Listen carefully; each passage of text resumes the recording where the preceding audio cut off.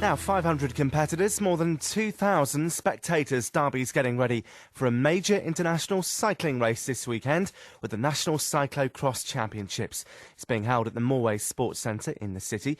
In cyclo-cross, riders race around laps on a short course. It usually features various obstacles like planks and bales of straw and low fences. And if you go onto YouTube, there is a video on the net that describes one particular race as like an hour from hell. I've been to Moorways to speak to organiser John Holmes. It's an off-road event which involves riding a push bike, which is very similar to a road bike with drop handlebars, knobbly tyres on grassy, muddy ground with tarmac in, and it involves riding your bike, picking your bike up, running with it, going over obstacles. Generally quite an arduous hour for the elite men. When you say obstacles, you mean? Planks. Planks. We're putting planks in. The regulations last season was 40 centimetres high with a 4 metre gap in between. They've now been relaxed, so we've altered our planks to 30 centimetres high with a 5 metre gap inside, hopefully to generate a spectacle of the riders bunny hopping over the planks. Sounds dangerous, is it? No, not really, no, because you normally fall off on the mud and that and slide. We have a few injuries, but nothing really major. And is it quite physically demanding? Because I think there is a video on YouTube entitled An Hour from Hell. I would say it's very physically demanding. Even if you're really at the top level and really fit, it's still very physically demanding. And to actually get this to Derby, how much of an effort was that? There was quite a lot of lobbying, I understand. We did quite a lot of lobbying in that. As I say, we got the OK from British Cycling to put it on last December time, and since then our team has been working virtually non-stop on actually promoting the event, finding sponsors, getting stuff manufactured and everything to try and make it the best national championships we've had in the UK and a real spectacle. And we're also grateful to Moorways having us back a second time. We had one last year, a national championship here at Moorways that went really well. And as I say, once we knew that it worked here, we were straight on and booked the national championships. And a plug for the future, we've booked for another national trophy on the 27th of November 2011 at Moorways again. The help and assistance we get from the guys at Moorways is fantastic. They're really helpful. The team that comes and works with us with the weekend, you couldn't ask for better.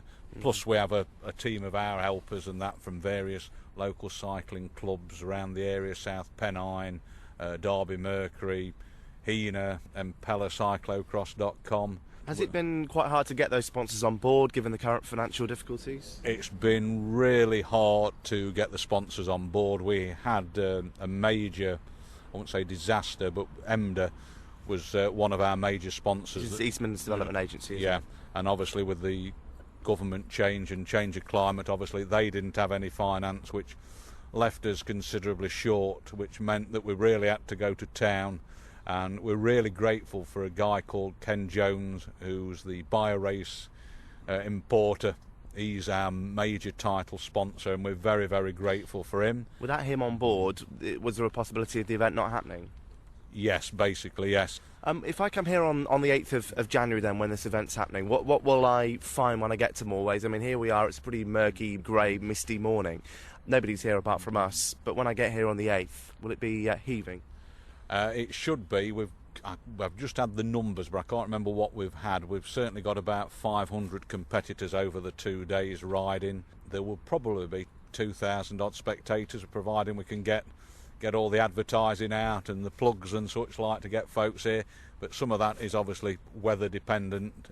Even if it snows and we've had the bad weather like we've had the previous 2 weeks, the event will still go on. And is it a competition as such? Riders score points, do they? How does it work? This is a one-off. The first man past the winning line or woman on this event wins what's called the national jersey, which is a white jersey with a red and blue band round it, which they wear at cyclo-cross races for the following season. So it's an honour to win it then? It is an honour to win it. It's an honour to actually put the race on.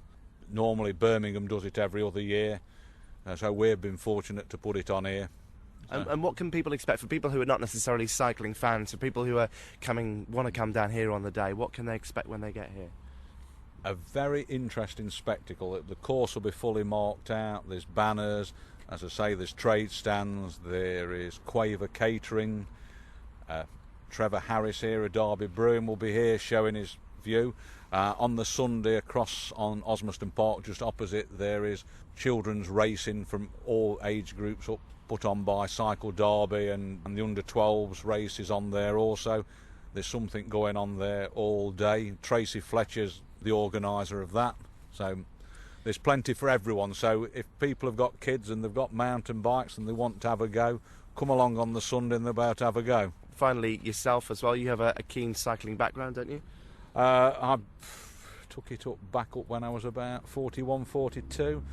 I've done cyclo-cross for about, I don't know, 8 or 9 years. I'm about at it now, so the organising is what I tend to do more of now. So basically, you were a very keen cyclist to start with, then had a bit of a break and then got back on the saddle again, did you? I was a keen cyclist at 15, 16, and then got into all the usual things when you're younger, got married, had a family, and then came back to it in later life. What was the draw then for you to get back into it?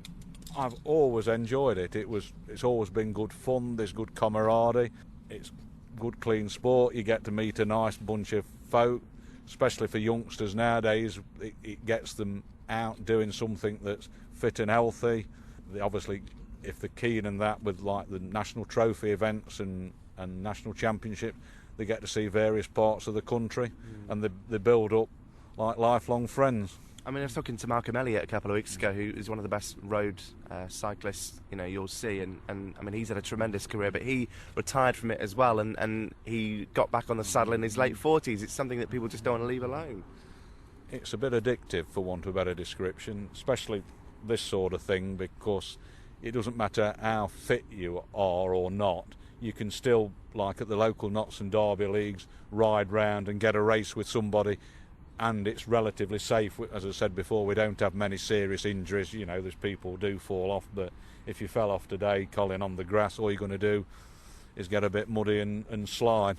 Well, that's exactly what I did, as you'll hear very, very shortly, because I had a go at a bit of cyclo-cross, the first time I've been on a bike in years and years and years, the results of which you can hear very shortly. You've just heard from one of the organisers of this weekend's National Cyclo-cross Championships, which are being held in Derby at the Smallways Centre. His name is John Home. First, we're looking ahead to the National Cyclo-cross Championships this weekend, which are being held in Derby at the Smallways Sports Centre.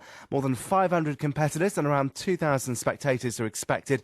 I've been to Smallways to have a ride on a cyclo-cross bike with one of the organisers, Nick Hook, showing me how it's done. You look at it at first glance and you think it's a road bike, because it's essentially a road type frame. It's got narrow wheels, it's got drop handlebars, so essentially a road frame. But when you look closer, you can see essential differences. You can see the tyres are knobbly. They're not as knobbly as a mountain bike because they're still slim tyres, but they've got small knobbles on them. The brakes are cantilever brakes, and they pull from the centre, so you get an even braking surface. Above the wheels, you've got extra clearance for the tyres. So when you are collecting mud, you've got a lot more clearance. You couldn't ride it on a normal road bike. You'd just either slide off or your wheels would stop going round. Okay. So those are the essential differences. Right, lovely stuff. So I'm going to get on this bike and I'm going to have a go at doing a bit of cyclo-cross. Now, obviously, there aren't the obstacles here today. This is just a bit of a grass verge at the Smallways Sports Centre, so even I could probably cope with this. Well, I haven't even got a helmet on. Does that matter? I suppose just ride safely. I think you'll be all right on this. You've only got some slight banks, and if you do fall off, you'll just laugh. We will look after you. You'll look after me. All right, okay. So I have this bike in front of me, and what's immediate about this bike is how light it is. If I lift it up, it takes no effort whatsoever. Yeah, that's right. And when you're riding in a race and you have to jump off, either because it is too muddy to ride, or you've got it's too steep a hill, or because you're going over one of the obstacles John mentioned, then you need to be able to pick it up easily. Yeah. And probably put it on your shoulder to carry it. When it's got loads of mud on it, then it's a lot heavier to carry.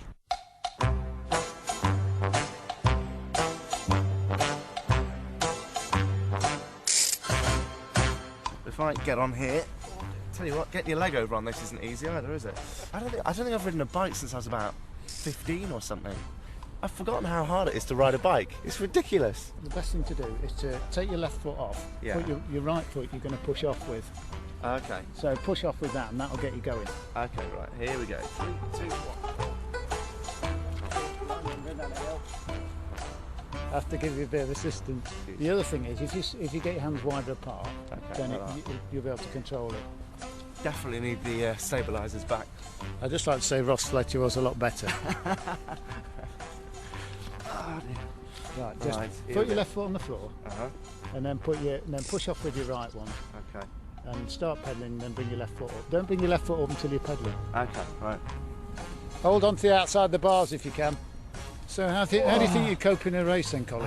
I'd be absolutely terrible, I have to say. I tell you what, it's a lot harder than it looks, and actually getting up one of these banks as well. You're not wearing the right kit, so you know there are no excuses, Nick. You're trying to be nicer. You're trying to be nice.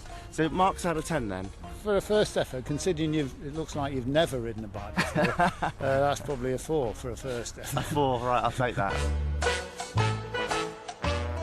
It's like my dad showing me how to ride a bike when I was 5 again. Just horrible, really, really horrible. I haven't ridden a bike since I was about 15, many, many years ago. And I still can't ride a bike now, I'll be honest with you. Entry to spectators is free, and further details about the National Cyclo-cross Championships this weekend can be found on the event website, which is, get yourself a pen and paper, www.derbycyclo-cross.org.uk. If you just go to the internet, type in Derby Cyclo-cross, you'll get loads of information. And just a bit of a caveat to that as well, Cycle Derby is also running a children's event alongside the Cyclo-cross. Under 10 and under 12 races have been organised on the Sunday, with around 120 children from around the country for these 2 races.